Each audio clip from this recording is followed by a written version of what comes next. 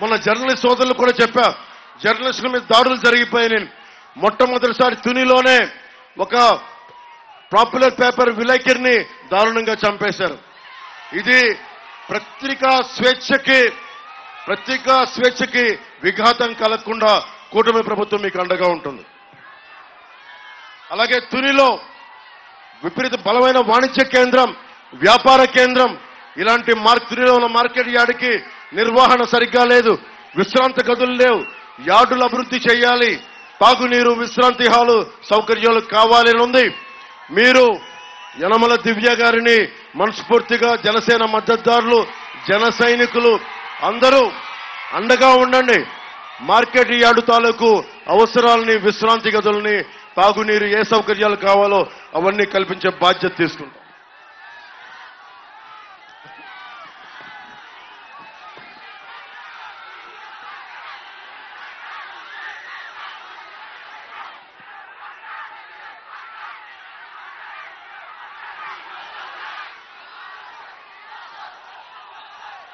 మనకు కావాల్సింది ఇప్పుడు దాడిశెట్టి రాజా గారు కావాలా?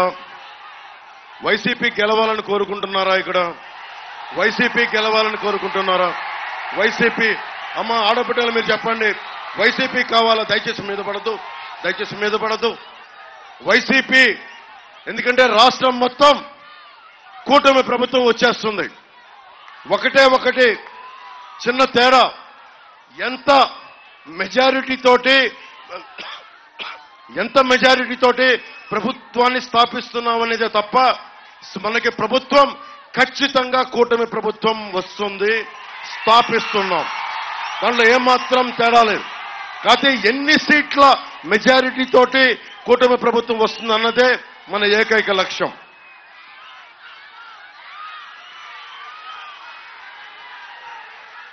తాండవ నది గురించి మాట్లాడుతూ ఉన్నారు. తాండవ నది ఇసుక లేని నది అయిపోయింది అంటా ఉన్నారు. ఈ పరివాహక ప్రజలకి చాలా అవసరమైన రీటైనింగ్ వాల్ నిర్మాణం వల్ల ఇక్కడికి ఇసుక అమ్ముకొని కొన్ని కోట్లు సంపాదించుకున్నారు, కానీ రీటైనింగ్ వాల్ నిర్మాణం చేయలేకపోయారు. ఆర్థర్పేట నుంచి పెరుమాళ్లపురం వరకు ఉన్న ఇసుక ర్యాంపులన్నీ అడ్డగోలుగా తవ్వేశారు. దశాబ్దాల వరకు తవ్వుకోవాల్సిన 5 సంవత్సరాల్లో తవ్వేశారు.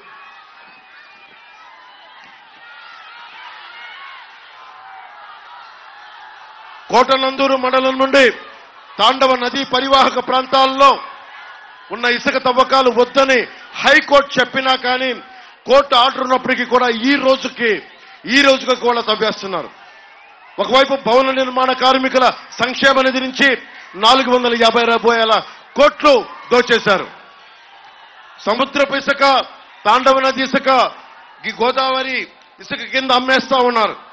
భవిష్యత్తులో ఈ కట్టడాలకి సముద్రపు ఇసుకని బిల్డింగులకి వాడడం భవిష్యత్తులో నిర్మాణాలకి చాలా ఇబ్బందికరమైన పరిస్థితి ఏర్పడుద్ది. ఇప్పుడు చెరువులు ఉండే, మనకి 100 చెరువులు పైగా ఉండే, ఈ రోజున అవన్నీ మట్టి తవ్వి లోయలుగా ఉండిపోయినాయి.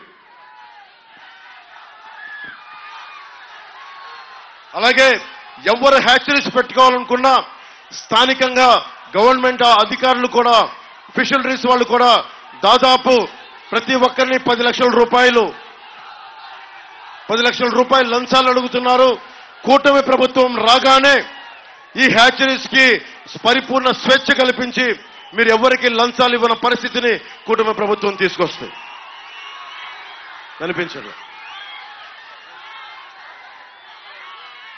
చెప్పానమ్మా, జాబ్ క్యాలెండర్ని విడుదల చేస్తాం. ప్రతి సంవత్సరం జాబ్ క్యాలెండర్ని విడుదల చేసే బాధ్యత కూటమి ప్రభుత్వం తీసుకుంటుంది.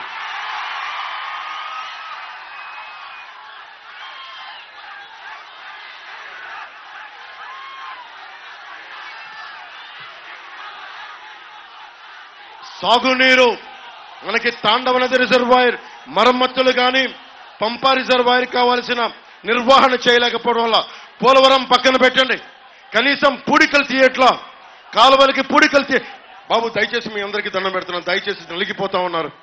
మీరు ఉన్న చోటను ఉంటే చాలు, ఉత్సాహం ఉండాలి. నేను కాదంటల్లా, చేతులెత్తి చేకొట్టాలి, ప్రభుత్వం మారాలి. వినండి, దయచేసి వినండి. మీరు దయచేసి ముందుకు రావద్దు, దయచేసి ఉన్న చోటనే ఉండండి. దయచేసి అన్నదమ్ములకి చెప్తున్నాను, ఉన్న చోటనే ఉండండి. Please please. తునిలో ఈ రోజుకి కూడా నీటి ఇబ్బంది ఉంది. తాగునీటికి తాగునీరు కావాలి, సాగునీరు కావాలి. పోలవరం మర్చిపోండి. పోలవరం ఇంకా ఈ రోజుకి గతి లేదు, అతి లేదు. కూటమి ప్రభుత్వం రాగానే దాన్ని పూర్తి చేసే బాధ్యత మేమందరం తీసుకుంటాం. కానీ మన తాండవ రిజర్వాయర్ కానీ, పంపా రిజర్వాయర్ కావాల్సిన మరమ్మతులు కానీ, కాలువ పూడికలు కానీ ముందస్తుగా చేయాలి. ఆ బాధ్యత మేము తీసుకుంటాం.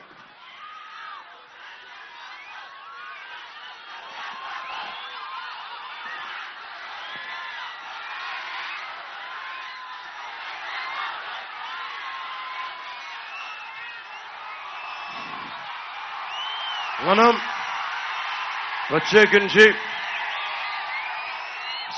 మనకందరికీ కావాల్సింది ఒకటి విద్య, వైద్యం, ఉపాధి, మనకి సాగునీరు, తాగునీరు, law and order. Law and order చాలా చాలా బలంగా ఉండాలి.